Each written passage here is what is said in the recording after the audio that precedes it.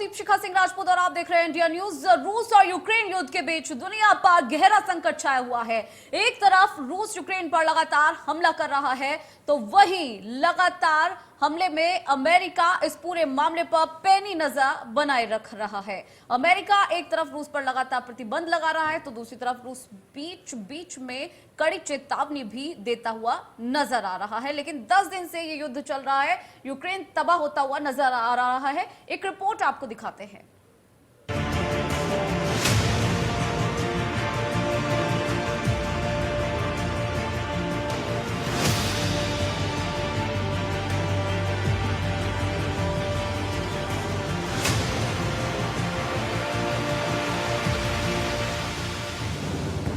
रूस और यूक्रेन के बीच जंग का आज 10वां दिन है और इन 10 दिनों में रूस ने यूक्रेन को तबाही के मंजर पर लाकर खड़ा कर दिया है। चारों तरफ तबाही के निशान, मलबा और जर्जर इमारतें दिख रही हैं।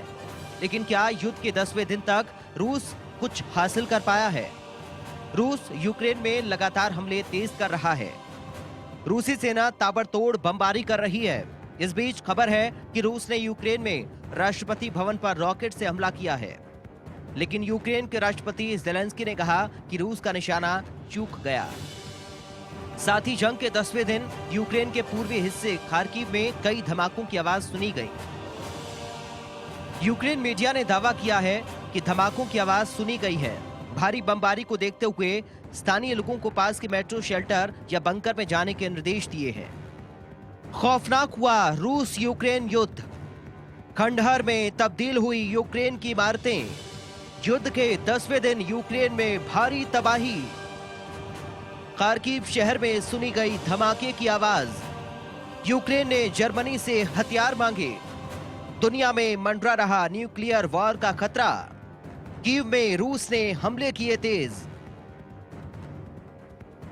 इसी बीच खबर आती है कि यूक्रेन के राष्ट्रपति ज़ेलेंस्की ने अपना देश छोड़ दिया है, जिसके बाद सवाल ये कि जो देश अभी तक रूस का बहादुरी से मुकाबला कर रहा था, उसके मुखिया कैसे गायब हो गए। तभी यूक्रेन ने रूस के मीडिया के उस दावे को खारिज कर दिया है जिसमें कहा गया था कि यूक्रेन के राष्ट्रपति ज़ेलेंस्की देश छोड़कर भाग गए हैं। यूक्रेन ने स्पष्ट किया कि राष्ट्रपति ज़ेलेंस्की फिलहाल राजधानी कीव में हैं। यूक्रेन में भीषण लड़ाई अभी भी जारी है और रूसी मीडिया के मुताबिक यूक्रेन की राजधानी कीव से रूसी सेना मात्र 13 किलोमीटर की दूरी पर है।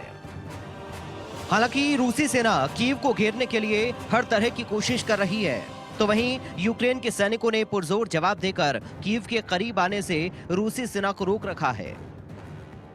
इसी बीच युद्ध के 9वें दिन रूस ने एनरहोदर स्थित यूक्रेन के न्यूक्लियर पावर प्लांट पर भी मिसाइलों से हमला किया और यूरोप के सबसे बड़े न्यूक्लियर पावर प्लांट पर कब्जा कर लिया।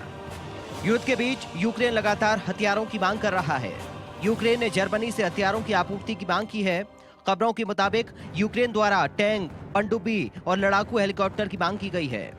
जर्मन रक्षा मंत्रालय के प्रवक्ता ने कहा कि कई आपूर्ति शिपमेंट के लिए तैयार हैं। यूक्रेन के राष्ट्रपति वोलोडिमीर ज़ेलेंस्की ने यूक्रेन को नो फ्लाई जोन से बाहर निकलने के नाटो के फैसले की कड़ी निंदा की है। रूस और यूक्रेन के युद्ध के बीच दुनिया पर गहरा संकट छाया हुआ है। एक तरफ रूस यूक्रेन पर लगातार हमले कर रहा है, तो वहीं अमेरिका इस पूरे मामले पर पैनी नजर बनाए हुए है। अमेरिका एक तरफ रूस पर लगातार प्रतिबंध लगा रहा है, तो दूसरी तरफ रूस बीच बीच में कड़ी चेतावनी भी दे रहा है। लेकिन 10 दिनों से चल रहे युद्ध में यूक्रेन तबाह होता हुआ नजर आ रहा है। Bureau report, India news.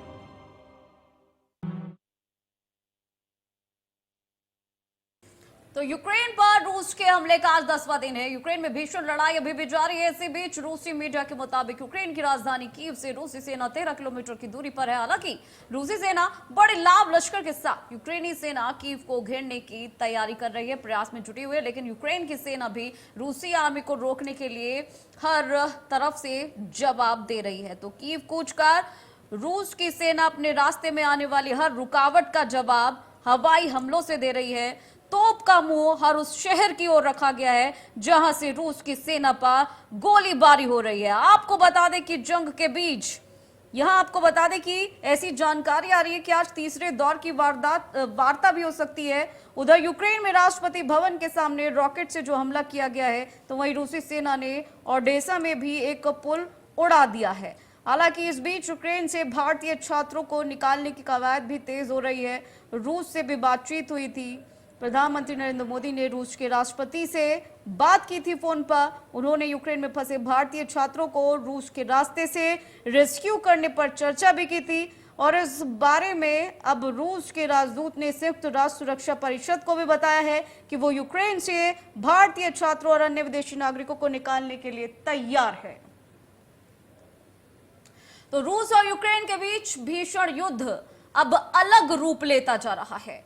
Ukraine में भीषण तबाही के बीच अब रूस और अमेरिका में प्रतिबंध लगाने की जंग शुरू हो चुकी है। और अभी रूस यूक्रेन में भारी तबाही मचा रहा था, तो दूसरी तरफ अमेरिका और यूरोपियन देश उस पर लगातार प्रतिबंध लगा रहे थे। लेकिन अब रूस ने प्रतिबंध वाला कदम उठाया है। रूस ने अपने देश में फेसबुक, ट्विटर जैसे सोशल मीडिया साइट्स पर यह कह प्रतिबंध लगा दिया है। रूस यूक्रेन के बीच भयावह जंग जारी है और इस जंग का आज 10वां दिन है। इन दिनों में भारी तबाही देखने को मिली है। यूक्रेन में कई लोग अपने परिवार वालों को खो चुके हैं, तो कई सैनिकों को अपने देश के लिए जान गंवानी पड़ी। रूस के कड़े आक्रमण के चलते दुनिया में भी डर का माहौल है कि ये युद्ध कहीं यूरोपियन कंट्रीज में ना फैल जाए। युद्ध को रोकने के लिए अमेरिका पहले से ही रूस पर कड़े प्रतिबंध लगाता रहा है, लेकिन रूस पर इसका कोई फर्क नहीं पड़ा, बल्कि वो तो हमला और तेज करता चला गया। यहां तक कि रूस ने अब गोला बारूद की लड़ाई के साथ प्रतिबंध लगाने की भी लड़ाई छेड़ दी है। रूस ने अपने देश में फेसबुक और ट्विटर जैसे सोशल मीडिया साइट्स पर ये कहकर प्रतिबंध लगा दिया है कि हमारे खिलाफ गलत प्रचार किया जा रहा है। इसके लिए रूस में कानून बनाया गया है। रूस यूक्रेन के युद्ध में आया नया मोड़। प्रतिबंधों की जंग में रूस भी हुआ शामिल। रूस ने फेसबुक और ट्विटर पर लगाया प्रतिबंध। माइक्रोसॉफ्ट भी रूस में अपनी सेवाओं को करेगा निलंबित। राष्ट्रपति जेलेंस्की ने नाटो की निंदा की। इस पूरे युद्ध में कई विशेषज्ञों ने कहा है कि यूक्रेन इस लड़ाई में बस एक मोहरा बना है। असली खेल तो बड़े देश खेल रहे हैं। यूक्रेन और रूस की जंग नाटो के इर्द गिर्द ही घूमती है। इस बीच यूक्रेन नाटो के फैसले की कड़ी निंदा करता है। दरअसल यूक्रेन के राष्ट्रपति जेलेंस्की ने नाटो के नो फ्लाई जोन वाले फैसले पर कड़ी आपत्ति जताते हुए कहा है कि उन्होंने रूस को खुला आसमान दे दिया है कि वो यूक्रेन पर हमले और तेज कर दें। जेलेंस्की की इस प्रतिक्रिया के बाद ये अंदाजा लगाया जा रहा है कि यूक्रेन नाटो का सदस्य बनना चाहता था, लेकिन अब यूक्रेन शायद युद्ध के बीच बस एक मोहरा ही बन गया है। दुनिया में बढ़ा न्यूक्लियर वॉर का खतरा। यूक्रेन के राष्ट्रपति भवन पर रॉकेट से हमला। भयावह रूप लेता जा रहा है युद्ध। यूएन की बैठक में रूस और यूक्रेन के बीच तू-तू मैं-मैं होती हुई नजर आई। यूएन की बैठक में यूक्रेन के प्रतिनिधि ने नाटो सदस्यों पर हमला बोला और कहा कि यूक्रेन के ऊपर आसमान को बंद करके सुरक्षा और मानवीय सहायता के मामले में यूक्रेन का समर्थन करके रूसी हथियारों और आतंकवादियों को रोकना अंतर्राष्ट्रीय समुदाय का पहले से ही सामान्य कर्तव्य है। हमारे बीच कुछ मुट्ठी भर लोग हैं। Bureau report, India. रूस यूक्रेन के बीच। चलो फिलहाल रुकेंगे छोटे से ब्रेक के लिए।